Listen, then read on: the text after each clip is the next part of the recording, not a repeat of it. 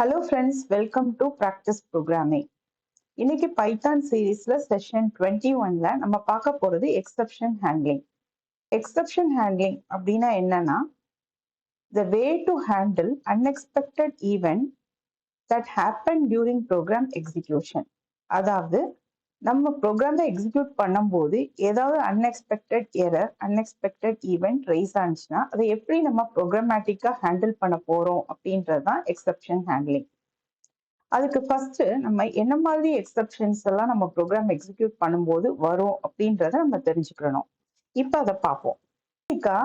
Syntax எரர்னால நமக்கு execution stop ஆகலாம், அல்லது சம் எக்ஸெப்ஷன்ஸ், அதாவது நம்ம ப்ரோக்ராம்ல நம்ம கொடுக்குற வேல்யூஸ்னால நமக்கு சில எக்ஸெப்ஷன் ரைஸ் ஆகலாம். இது எப்படின்றத இங்க பார்ப்போம். ஃபார் எக்ஸாம்பிள், நான் இங்க கொடுத்துருக்கேன் if 0 double is equal to none அப்படின்னு கொடுத்துருக்கேன். 0 டெஃபினட்டா நன் கிடையாது. அப்படி இருந்ததுன்னா print equal அப்படின்னு கொடுத்துருக்கேன். நம்ம ஆனா இந்த லாஜிக்கை பத்தி இங்க டிஸ்கஸ் பண்ண போறது கிடையாது. இங்க if 0 double is equal to none அப்படின்னு கொடுத்துட்டு நான் இங்க 2 கோலன் கொடுத்துருக்கணும். அதுக்கப்புறம் இதை இன்டென்ட் பண்ணி பிரிண்ட் பண்ணிருக்கணும். அதுதான் கரெக்ட் வே ஆஃப் ரைட்டிங். நான் அதை இங்க கொடுக்காததுனால எனக்கு என்ன எரர் வருது அப்படின்னு பாத்தீங்கன்னா, சின்டாக்ஸ் எரர், எக்ஸ்பெக்டட் கோலன் அப்படின்னு எனக்கு எரர் இங்க டிஸ்பிளே ஆயிருக்கு. அதே மாதிரி இஃப் 0 is equal to, அதாவது டபுள் இஸ் ஈக்குவல் டு கொடுக்காம single is equal to none அப்படின்னு செக் பண்ணிருக்கேன்.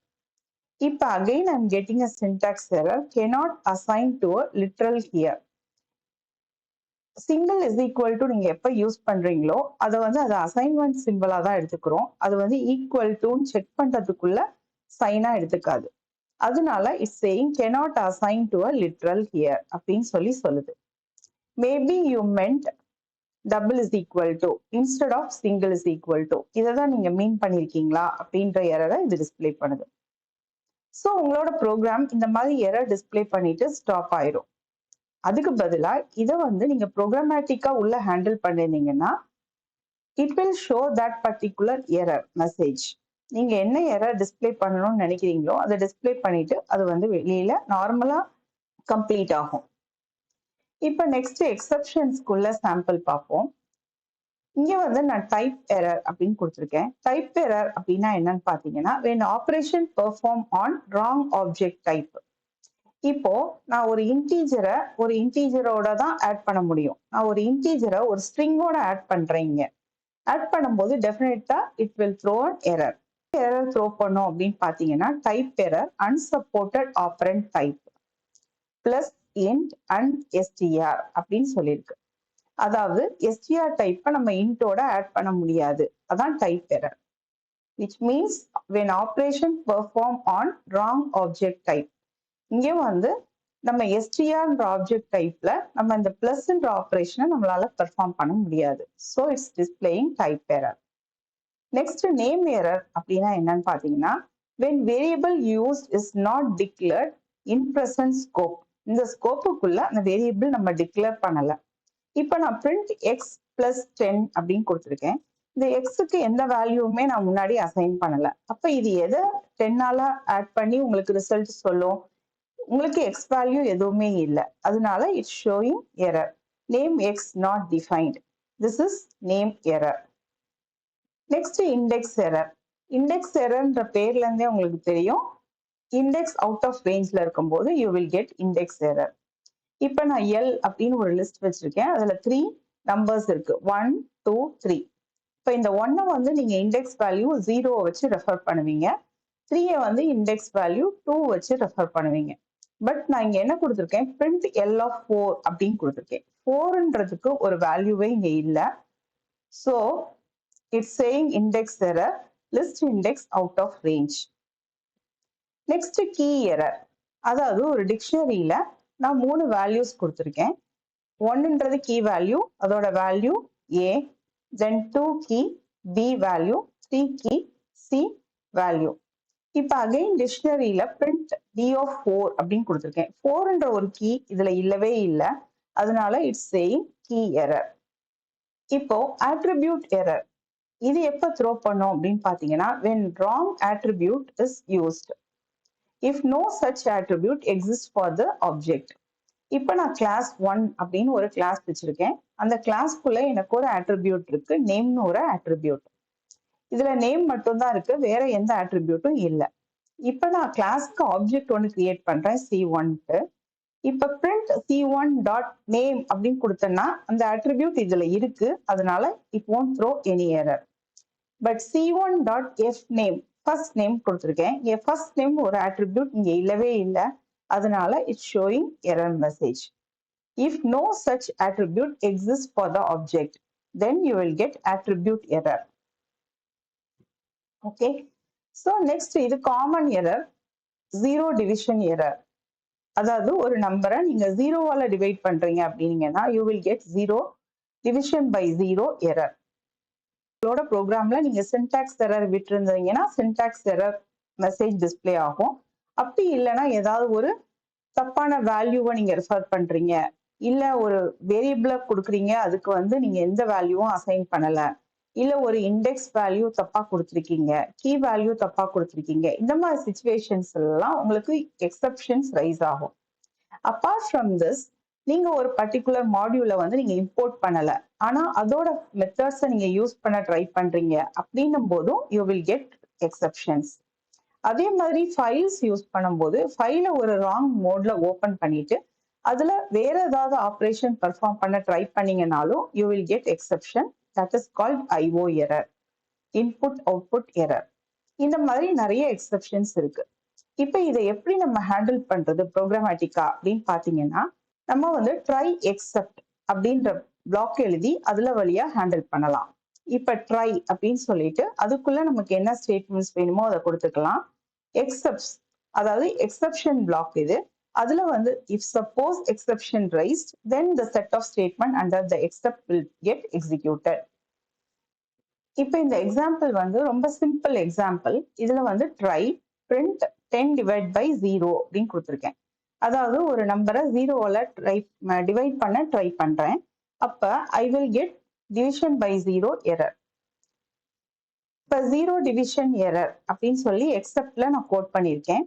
print ஜீரோ டிவிஷன் எரர் அப்படின்னு சொல்லிட்டு என்ன பிரிண்ட் பண்ணணுமோ அதை பிரிண்ட் பண்ணியிருக்கேன்.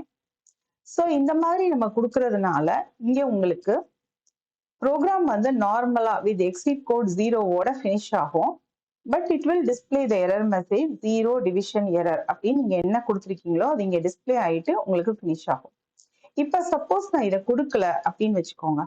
இப்போ இதை நான் கொடுக்கல அப்படின்னும் போது உங்க ப்ரோக்ராம் இந்த மாதிரி ஒரு எரர் மெசேஜ் ஷோ பண்ணிட்டு அதுக்கப்புறம் டெர்மினேட் ஆகும். finish with exit code 1. Next, suppose எனக்கு என்ன எரர் வரும்னே தெரியாது, எந்த எரர் வேணாலும் இதுல வரலாம் அப்படின்னும் போது இப்போ இங்க எனக்கு 10 divide by 0 இந்த டிவிஷன் எரர் இருக்கும். தென் எக்ஸ் பிளஸ் 10 கொடுத்துருக்கேன். இது வந்து நேம் எரர். இந்த பர்டிகுலர் எக்ஸுக்கு நான் எந்த வேல்யூவும் இங்க டிக்ளேர் பண்ணல, அதனால here I will get name error. So இங்க எந்த எரர் வந்தாலும் எல்லா எரரையும் நான் எக்ஸப்ட்ல ஹேண்டில் பண்ணிருக்கணும் வித் காமன் எரர் மெசேஜ் அப்படின்னீங்கன்னா நீங்க இந்த மாதிரி எக்ஸப்ட் அப்படின்னு சொல்லிட்டு ஸ்பெசிபிக்கான எக்ஸப்ஷன் நேம் இங்க ப்ரொவைட் பண்ணாம எக்ஸப்ட் அப்படின்னு மட்டும் கொடுத்துட்டு என்ன பிரிண்ட் பண்ணணுமோ அதை நீங்க இங்க கொடுக்கலாம். இப்போ இதை நான் எக்ஸிக்யூட் பண்ணியிருக்கேன். I am getting some error. Okay, இப்போ இது ட்ரை பிளாக், இது except block. To handle all the exceptions இங்க வந்து பாருங்க, நான் இன்புட் CH அப்படின்னு சொல்லிட்டு ஒரு இன்புட் வாங்குறேன். அப்போ CH is equal to 1 அப்படின்னும் போது இங்க டிவைட் பை 0 எரர் வர மாதிரி ஒரு ஸ்டேட்மெண்ட் எழுதியிருக்கேன். தென் 2னும் போது ஒரு கீ எரர் வர மாதிரி ஒரு ஸ்டேட்மெண்ட் எழுதியிருக்கேன். தென் 3னும் போது நேம் எரர் வர மாதிரி ஒரு ஸ்டேட்மெண்ட் எழுதியிருக்கேன். இப்போ எனக்கு எந்த எரர் வந்தாலும் எனக்கு எக்ஸப்ட் பிளாக் எக்ஸிக்யூட் ஆகணும். அதுல சம் எரர் அப்படின்னு சொல்லிட்டு எது வழியா இந்த எரர் த்ரோ ஆயிருக்குன்றதுக்காக அந்த CH வேல்யூவை பிரிண்ட் பண்ணியிருக்கேன். இந்த மாதிரி ப்ரோக்ராம் எழுதும் போது this will handle all types of error. Next, ஸ்பெசிஃபிக்கா உங்களோட எரரை ஹேண்டில் பண்ணணும் அப்படின்னீங்கன்னா இங்க நீங்க அந்த எரர் நேம் கொடுக்கணும். அதாவது zero division error, name error, key error அப்படின்னு நீங்க கொடுத்துட்டு அதுக்கு உள்ள மெசேஜை நீங்க இங்க டிஸ்பிளே பண்ணலாம். Next, try accept else finally. அதாவது ட்ரை எக்ஸப்ட் நம்ம ஆல்ரெடி பார்த்திருக்கோம். Else, this else part will get executed when exceptions are not raised in try block. அதாவது ட்ரைல எந்த எக்ஸெப்ஷன்ஸும் ரைஸ் ஆகாம இருக்கும்போது control will come to else part. நீங்க வந்து இங்க ஸ்டேட்மெண்ட் ஏதாவது கொடுத்துருக்கீங்க, அதுல எந்த எக்ஸெப்ஷன்ஸும் ரைஸ் ஆகல அப்படின்னும் போது உங்க கண்ட்ரோல் எல்ஸ் பார்ட்டுக்கு வந்து அங்க கம்ப்ளீட்டட் சக்சஸ்ஃபுல்லி அந்த மாதிரி ஏதாவது ஒரு மெசேஜை டிஸ்பிளே பண்ணிட்டு வெளியே வரணும்னு நினைச்சீங்கன்னா அதை நீங்க எல்ஸ் பிளாக்ல கொடுக்கலாம். இல்ல ஏதோ ஒரு ஆப்ரேஷன் பண்ணணும் அப்படின்னு நினைச்சீங்கன்னா அதை நீங்க எல்ஸ் பிளாக்ல கொடுக்கலாம். நெக்ஸ்ட் ஃபைனலி அப்படின்னு சொல்லிட்டு அதுல செட் ஆஃப் ஸ்டேட்மெண்ட் கொடுக்கும்போது irrespective of the control flow, அதாவது அது ட்ரை பிளாக் வழியா வெளியே வருதா இல்ல எல்ஸ் பிளாக் வழியா வெளியே வருதா இல்ல எக்ஸப்ட் வழியா வெளியே வருதான்றதெல்லாம் பார்க்காம irrespective of the control flow this statement under finally will get executed. இப்போ நான் இன்புட் வேல்யூ ரீட் பண்றேன்.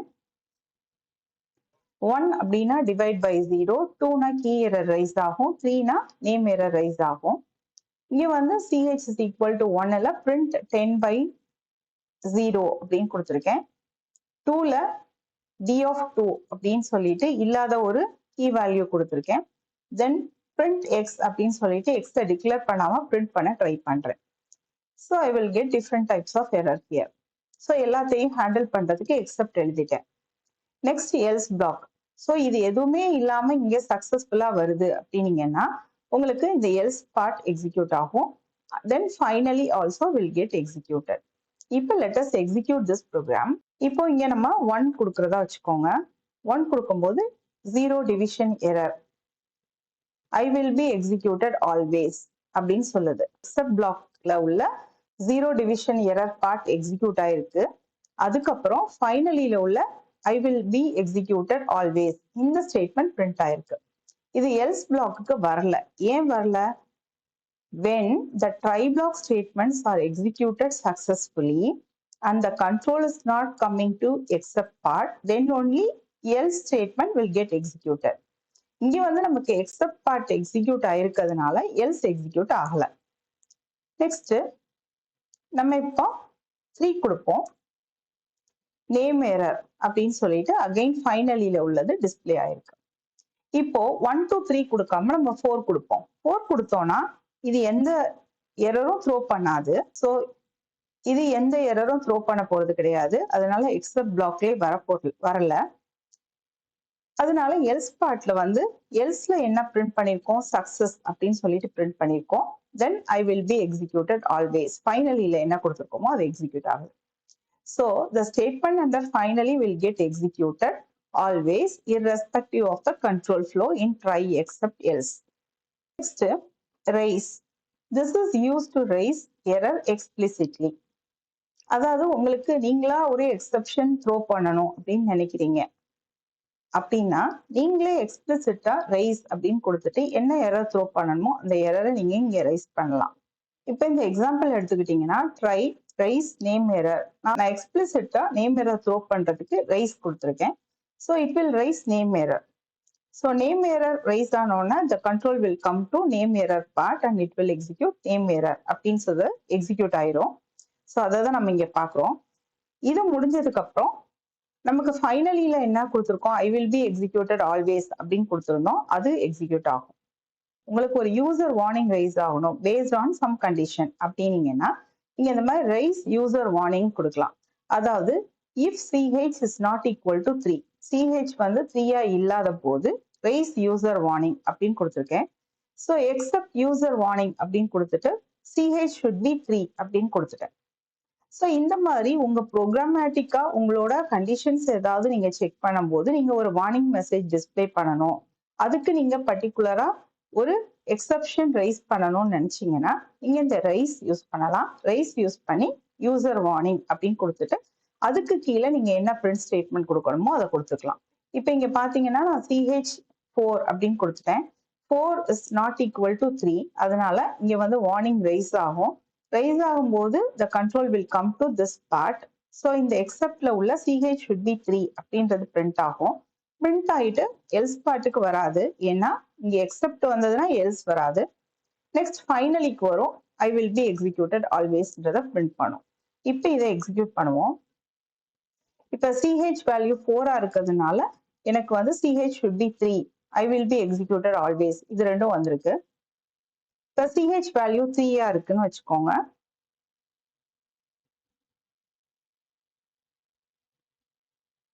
இப்போ success, I will be executed successfully அப்படின்னு சொல்லி மெசேஜ் டிஸ்பிளே ஆயிருக்கு. ஸோ இந்த செஷன்ல நம்ம எக்ஸெப்ஷன் ஹேண்ட்லிங் பத்தி பார்த்திருக்கோம். எக்ஸெப்ஷன்ஸ்னா என்ன, அது எப்போ ரைஸ் ஆகும், அதை எப்படி ஹேண்டில் பண்றது அப்படின்றத நம்ம இந்த செஷன்ல டீட்டெயிலா பார்த்திருக்கோம். தேங்க்யூ.